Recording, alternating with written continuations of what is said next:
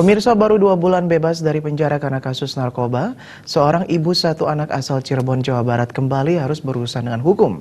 Tersangka ditangkap Satres Narkoba Polres Bangli saat hendak melakukan transaksi narkoba di Gang Buntu di Jalan Brigjen Ngurah Rai, Bangli.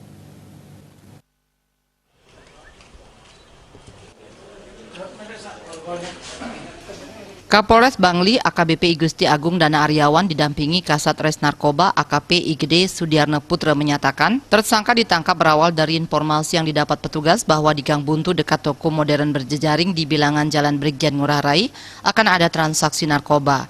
Dengan melakukan pengawasan di sekitar lokasi, petugas berhasil menangkap seorang perempuan bernama FY usia 33 tahun.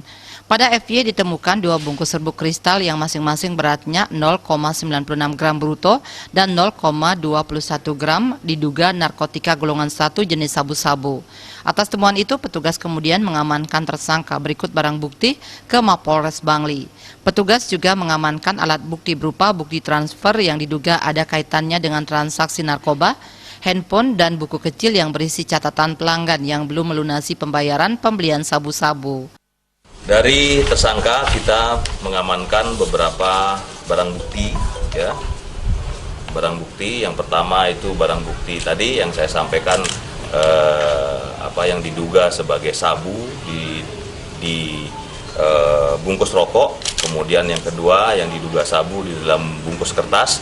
Kemudian kita juga menemukan alat bukti transfer, ya, yang diduga juga sebagai transfer untuk penjualan jenis sabu ini.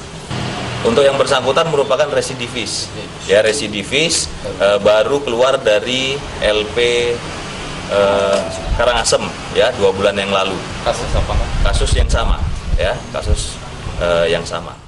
Tersangka merupakan residivis dan baru keluar dari LP Karangasem 2 bulan lalu karena kasus yang sama.